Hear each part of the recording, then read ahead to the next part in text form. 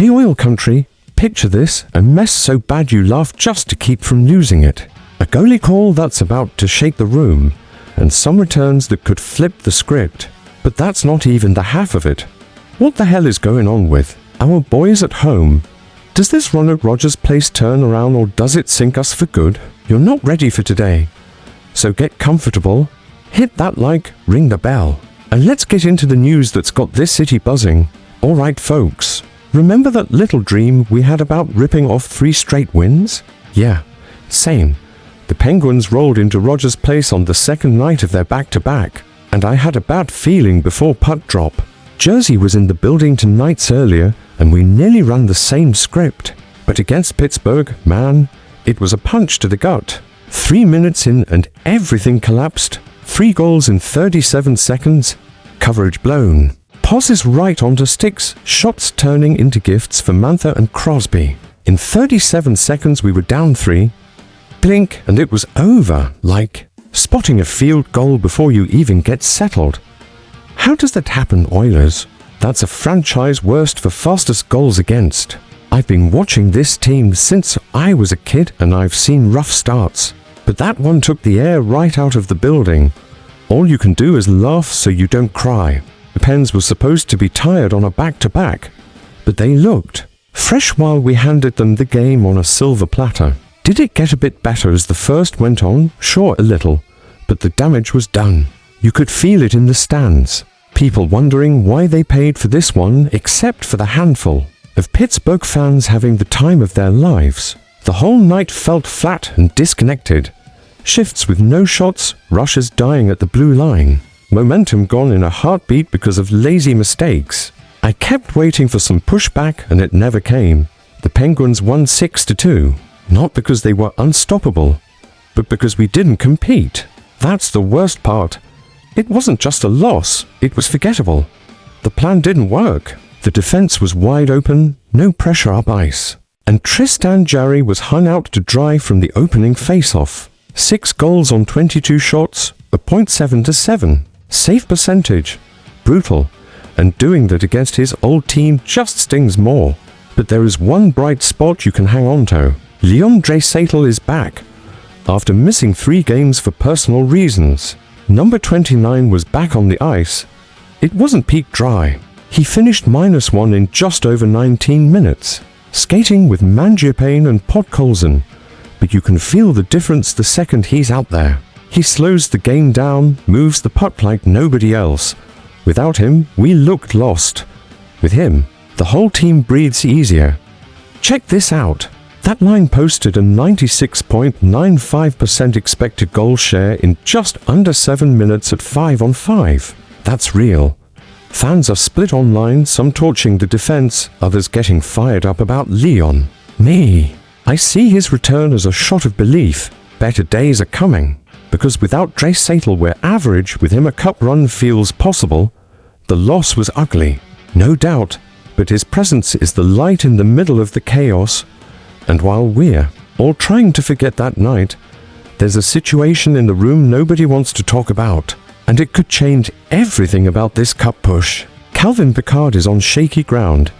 He's been the steady guy, the pro, the goalie you trust to come in cold and give you a chance, the kind of teammate every room needs. But with the cap squeezed tight and Jarry and Ingram both shining, Jarry, even decent in the 5th despite the score, Ingram rock solid, Pickard suddenly looks expendable. These are the calls that hurt. Building a contender is ruthless. Fans love Pickard. Just look at the boards and socials, treat the guy right, don't dump him for nothing. I'm with them. He's earned respect. So why even consider moving him? From a hockey standpoint, it makes sense. Teams are always hunting for a cheap, reliable backup, and Pickard fits that bill perfectly. Deal him somewhere he can actually play. Get something back, even if it's just a late pick and goodwill. Keeping him risks losing him for nothing on waivers like we've seen before. Burying him in Bakersfield isn't great for morale either. A clean trade sets the depth chart properly. Jarry and Ingram in the NHL. Tompkins and Unger in the Oil. Everyone in the right spot. On paper, that's strong depth heading toward the playoffs. But the human side matters. McDavid and the core guys go to bat for Picard. Messing with morale on a team that already looks flat at times is dangerous. We saw what low urgency looks like against Pittsburgh. It can't get worse from a pure strategy angle. Moving Picard frees up cap space for bigger swings. He earned his NHL time with his attitude and work ethic. He deserves another chance somewhere else. A good organization handles exits the right way. You might not get much back, but keeping the room healthy is priceless. Fans are split down the middle. Move him now versus fight to keep him. I'm in the camp of a respectful trade. It makes the team sharper without burning bridges. With Jarry still settling in, he's only had one full game over .900 since arriving, but the upside is there, and Ingram playing lights out. The crease is covered. Picard leaves a hero, the Oilers get leaner. And honestly, that wasn't even the worst part of this homestand, because the next stretch really makes you wonder if this defense can be fixed over 8 games at home.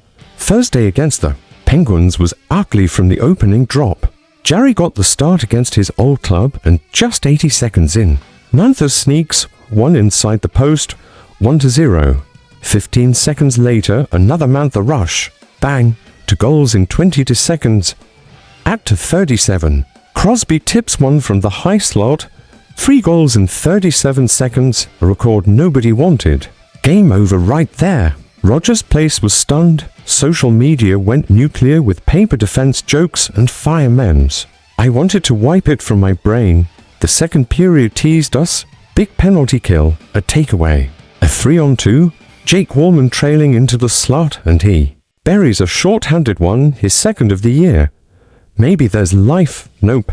Rackle scores at 12:30. Then Malkin walks in alone less than 2 minutes later to make it 5-1.